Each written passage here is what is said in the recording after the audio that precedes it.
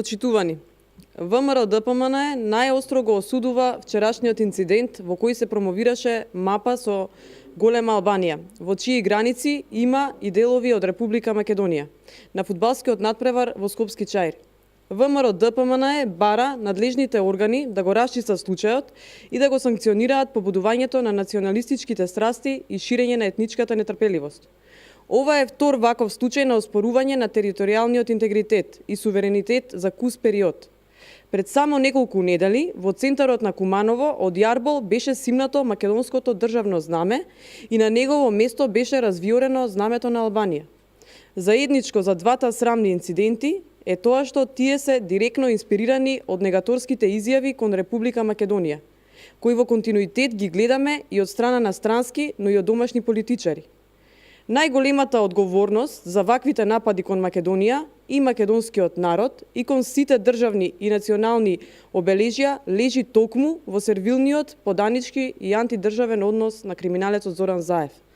Само за да се дограби до власт, иако загуби на декемвриските избори, Заев ги прифаќа сите антимакедонски уцени и се согласува на сите отстапки кои одат на штета на државните и националните интереси.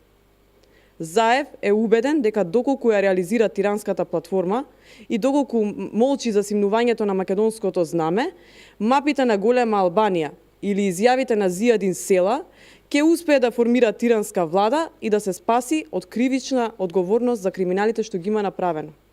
Реализирањето на тиранската платформа ќе значи целосна двојазичност на Македонија, промена на знамето, грбот и химната, промена на името по грчки терк и федерализација на државата, што во крајна фаза ќе доведе до растурање на државата.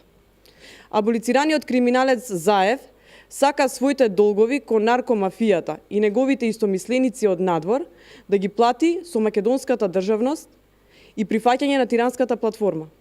ВМРО-ДПМН апелира криминогената врхушка во врвот на СДС веднаш да ја отфрли тиранската платформа и да прифати нови парламентарни избори, на кои граѓаните ќе кажат што мислат за тиранската платформа.